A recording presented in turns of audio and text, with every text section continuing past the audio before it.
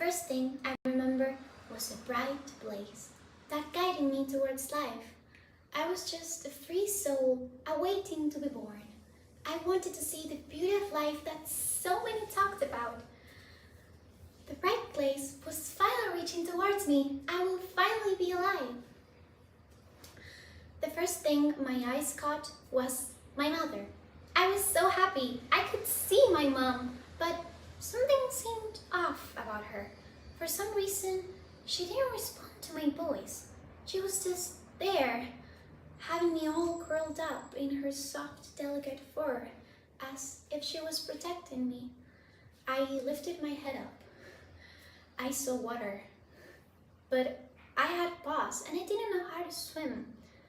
I just then realized we were in a chunk of ice that was only big enough for just the two of us. I tried to get my paws. The wind was strong. The sky, it was dark. It was really pretty, filled with many twinkling stars, where I just thought where I had once been. I want to look at it forever, with my mom by my side, or just her looking at me being alive. I guess that wish would never become true, because for some reason she never woke up. I never had the chance to see what color were her eyes. Maybe they could have been emerald like mine. Days passed. When it was hunger and coldness started to haunt me, it was excruciating. Why did being alive hurt? I could not move. There was water everywhere, and the piece of ice keeping us alive was becoming smaller and smaller as time went by. There was nothing I could do, sadly. So I took my last breath and admired the graceful skies I was blessed with. I closed them. I will finally be free again. Stories like this are being normalized by each passing day. And today will be the excuse to talk about it and finally see what's behind the curtains. Many of us really normalize this topic as being something or being one to be skipped, like a YouTube advertisement. Many of you may hear, many of you will just take the words as if they were pieces of a puzzle to never be solved. Many of you will not even take the puzzle.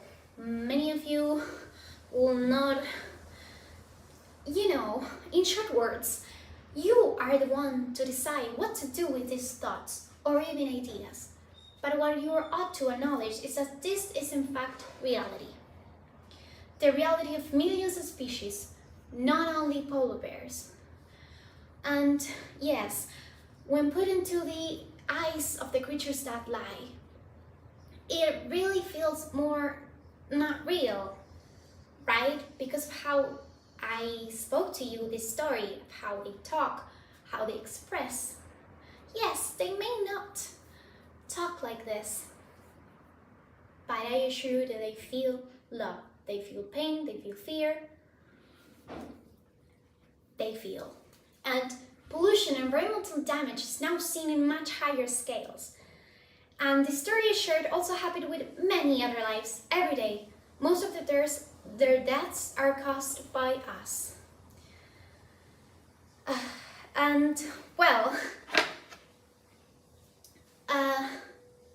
Many of us may think how they most act by instinct. Yeah, they may not talk, they may not touch, but they were given a chance to live, just like us, and we are slowly taking that bit from them.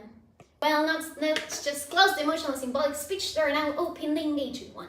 Don't leave you there with the feeling of guilt, just with a letter of thought. So that's why I'm bringing you here the ideas for a better world for all types of species. And what I'm just trying to say is just the feeling of empathy, consideration, and the avoidance of ignorance towards this species is already something that does so much. And just take it with your heart, the truth. And what I'm just tell you is that just envision your mark in the life you'll just live, holding your hands, your actions, before doing respected our actions or having specific beliefs. Let's show the skies that really dazzles and the warmth of life that can have to all individuals. Let's give them a chance to live and not just a dead-end highway by just spreading the letter around the world. Thank you for watching.